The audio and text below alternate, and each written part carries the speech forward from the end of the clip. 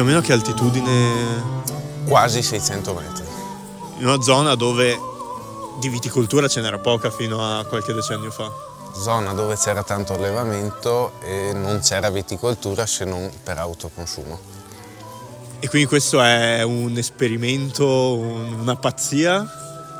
Questo è un esperimento che abbiamo fatto con lo zio nel 2010 e abbiamo piantato il primo ettaro di Pinot Nero. La parte più importante dell'azienda, perché è da qua che nasce tutto. Nasce tutto nel senso che era la casa dei nonni. A che anni risale più o meno la casa? Questo è un convento del 1600, quindi c'erano i mesadri della famiglia De Bertoldi, il nonno e lo zio erano uno dei mesadri. Poi negli anni 70 hanno riscattato la proprietà e il podere.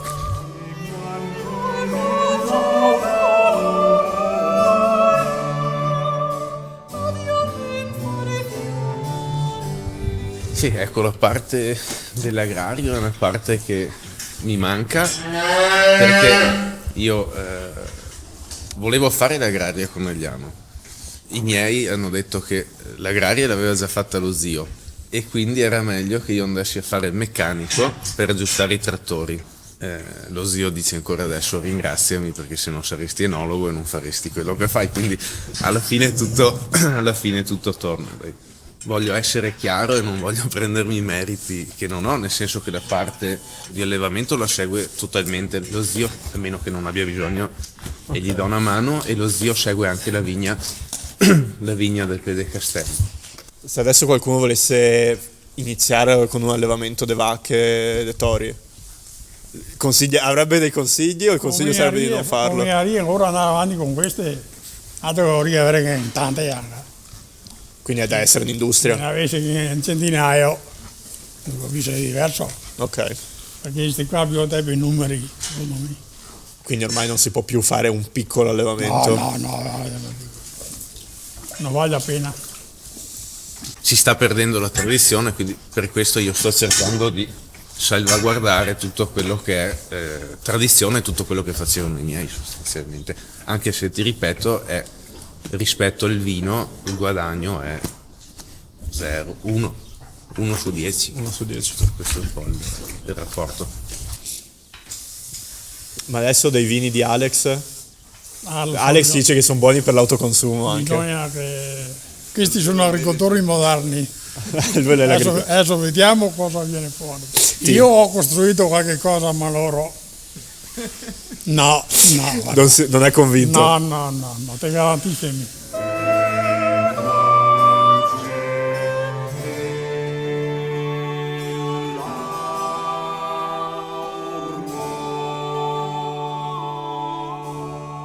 Diciamo che lui non vede tutto quello che è fuori dall'azienda, quindi non riesce poi a quantificare, immaginare. Cioè lui vede le vacche che sono qua, vede i vitelli che vanno via e quindi vede i soldi che entrano. Cioè non li vede perché non vede più il conto, ma non vede. Cioè, c'è qualcosa di fisico. Siccome il vino, la cantina non ce l'ho qua, ovviamente l'ho portato in cantina più volte, non avendo qui la cantina, non vedendo fisicamente che c'è il vino, ti dice che sto lavorando a cazzo. Secondo lui questo un po' è come se quando l'uva va via da qua lui non vede più niente, invece quando va via la vacca vedi subito un ritorno. Sì. La scelta di piantare Pinot Nero? Perché Belluno non è proprio conosciuta per i suoi autoctoni comunque, però Pinot Nero è considerata la migliore uva al mondo e quindi adesso piantiamo la migliore. Non ci sono alternative. Per partire bisogna partire bene. Abbiamo ampliato con delle culture nuove, con varietà resistenti, Piwi, di cui abbiamo piantato tutte le Piwi studiate da Friburgo, Solaris, Joniter, Bronner, Romera, Muscaris e Sauvignon Gris e Bianchetta Trevigiana, che era l'uva autoctona di Belluno. Cioè si prestano bene a un'agricoltura sostenibile, perché necessitano di pochi trattamenti, quindi la parte agricola è molto interessante. Poi se la guardiamo sotto il punto di vista enologico, ci si sta Tutto da lavorando, scoprire. insomma, è tutto da scoprire. E per fare ciò, secondo te, per educare anche un po' la gente, c'è un modo per arrivare agli abitanti di Belluno che per primo magari deve sapere che ci sono dei prodotti davvero locali che può consumare? Beh, è ovvio che nessuno è perfetta in patria, quindi non ti nego che il posto dove vendo meno sicuramente è Belluno. Ci sai col video? Anche se scarichissimo? Allora abbiamo il telefono scarico, le batterie sono scariche, abbiamo girato tantissimo, però ci troviamo qui. Cosa stiamo bevendo? Del Solaris. Suggerisci la signora. Solaris? Sì. Dopo non so. Bisogna chiedere al produttore. Ah, il produttore? il produttore. Lei? Non sono produttore, Così? no, per caso insomma Ma quindi lo fai per però vino sfuso? Produttore di sto vino, Vino sfuso? io cioè, per così come si può dire, così mi ha preso 5 piantine e le ha messe nel mio terreno e pian pianino mi sono messo a fremere l'uva con le mani così e ho fatto un po' di vino così per bere con gli amici a casa mia, insomma, ecco. Hai Tutto lì. capito? Ma scusa, ma mi potresti tu No. insegnare qualcosa? No, non c'entro niente. Potresti... Infatti gli stavo chiedendo come l'hai fatto?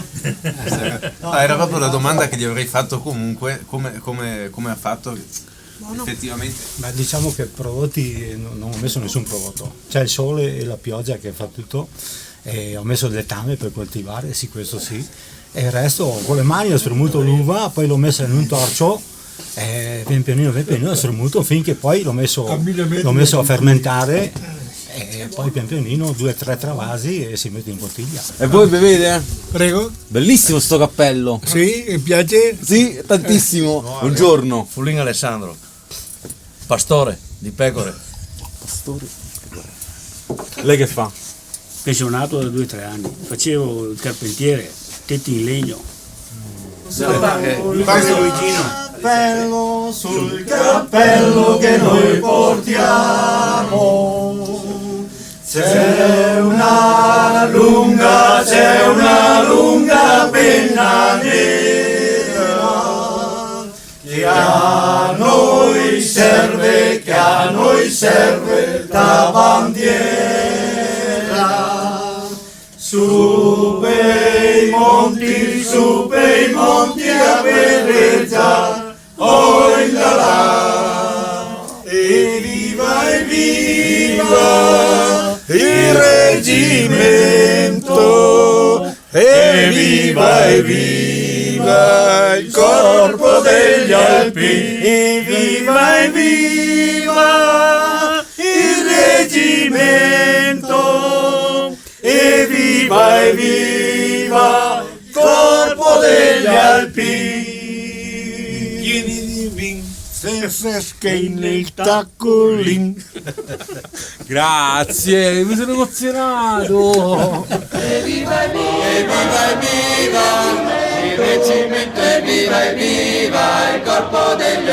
In Italia c'è questa ricerca assidua della storia, tutti i posti dove c'è una vite devono avere una storia centenaria, millenaria. Perché in E abbiamo vite un po' in dappertutto. Italia c'è la storia del vino, effettivamente, una delle storie che abbiamo da raccontare è una storia di produzione viticola. Qui a Belluno posso raccontarti una storia di produzione di salami, posso raccontarti una storia di allevamento, sicuramente non c'era storia viticola.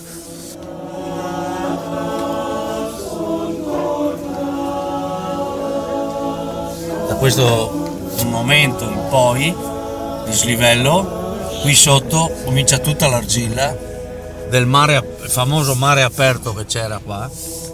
Sopra abbiamo il calcare del Monte Cavallo e qui è tutta argilla che sta franando da 1000 anni praticamente, e ogni 30-40 anni parte un pezzo e io devo fare i conti con questa storia. Praticamente in 25 anni ho avuto 4 alluvioni di una certa importanza e abbiamo rioccupato tutte le terre abbandonate che stavano qui sotto, nel villaggio dove io ho costruito il campo base della mia azienda.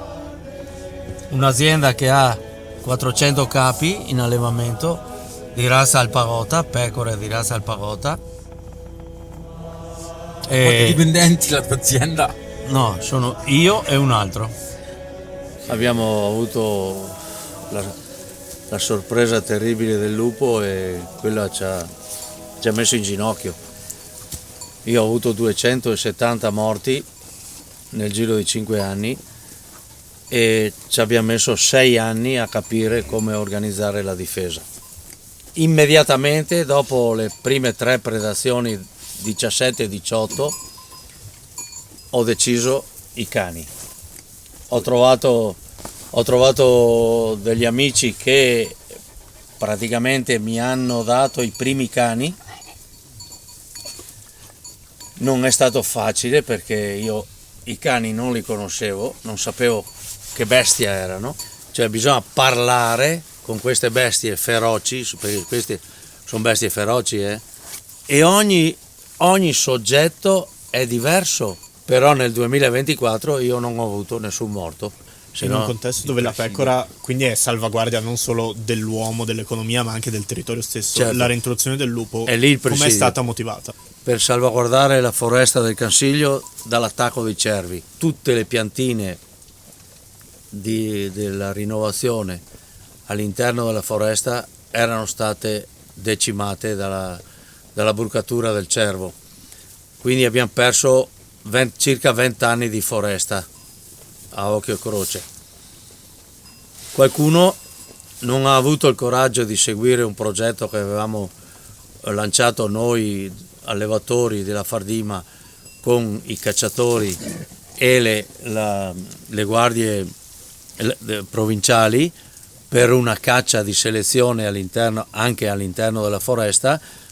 Sarà dura andare avanti, perché dove io avevo dentro fino all'anno scorso 2 o 3 cani, probabilmente mi toccherà arrivare a 4 cani per ogni gruppo di pecore che dormono la notte in un recinto, quindi non stiamo scherzando. Qui l'alimentazione di questi cani è un peso che noi non riusciamo a sopportare facilmente. Mi vuol salutare, salutando Italia, sei bella, al vederti mi sembri una stella, cara amorosa, ti devo lasciare. Ma per cui chi non sa cosa che è l'ombra, cos'è l'ombra?